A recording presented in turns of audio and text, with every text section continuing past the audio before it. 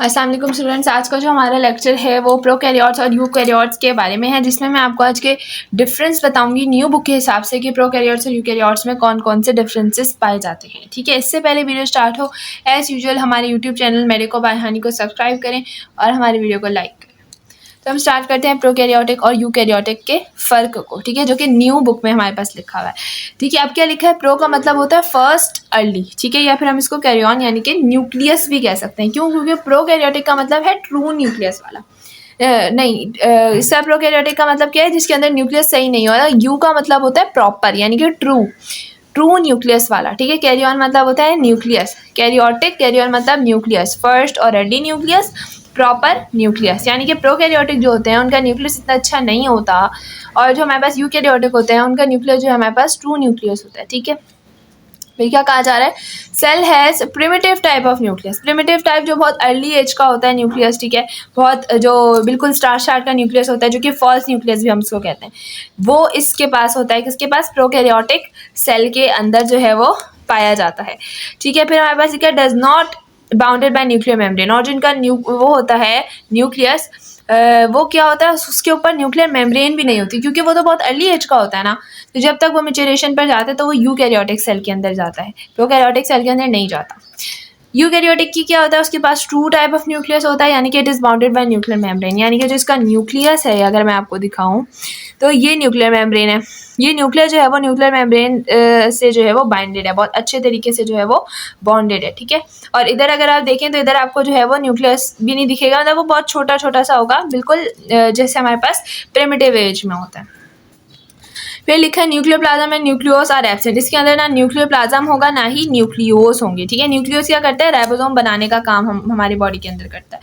ना न्यूक्लियोस होगा और ना ही क्या होगा हमारे इसके अंदर न्यूक्लियोप्लाज्म, ना न्यूक्लियोस ना न्यूक्लियोप्लाज्म। और यूकैरियोटिक सेल जो है उसके अंदर न्यूक्लियोप्लाज्म भी पाया जाएगा और न्यूक्लियोस भी जो है वो प्रेजेंट होगा। देखें, ये न्यूक्लियोस भी है और न्यूक्लियोप्लाज्म भी है। फिर हम लोग बात करते हैं, only one circular long interwoven DNA is present as chromatin material.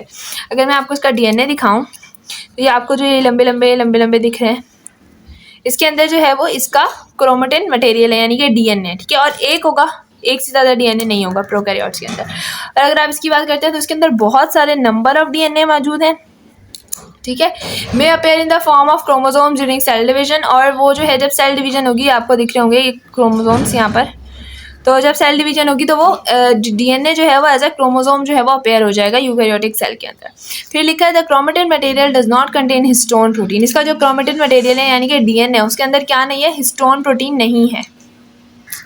तो अब हम लोग बात करते हैं, क्रोमेटिन मटेरियल जो है वो यूकैरियोटिक सेल में हिस्टोन प्रोटीन की शक्ल में पाया जाता है। ठीक है, यानी कि डीएनए जो है इसका, जिसका क्रोमेटिन मटेरियल है, उसके अंदर हिस्टोन प्रोटीन पाई जाएगी, और जो प्रोकैरियोटिक सेल है उसके अंदर हिस्टोन प्रोटीन नहीं पाई जाती है। ठीक है, फिर फिफ्थ पॉइंट बहुत इंपॉर्टेंट है, all membrane bounded organelles are absent. यानी कि जितने भी मेम्ब्रेन बाउंड ऑर्गेनल्स होते हैं, मेम्ब्रेन बाउंड ऑर्गेनल्स कौन से होते हैं, जैसे गोल्जी apparatus, माइटोकॉन्ड्रिया, प्लास्टिड और सो ऑन, वो इसके अंदर जो है वो नहीं पाए जाते हैं।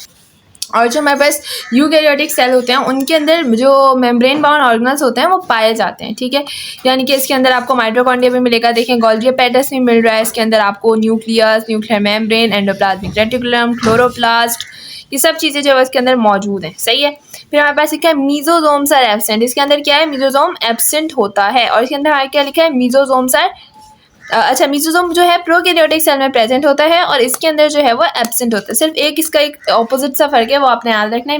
मीजोजोम जो है वो इसके अंदर प्रेजेंट होता है और इसके अंदर जो है वो एब्सेंट होता है। ठीक है, बात करते हैं न्यूक्लियोप्लाज्म की।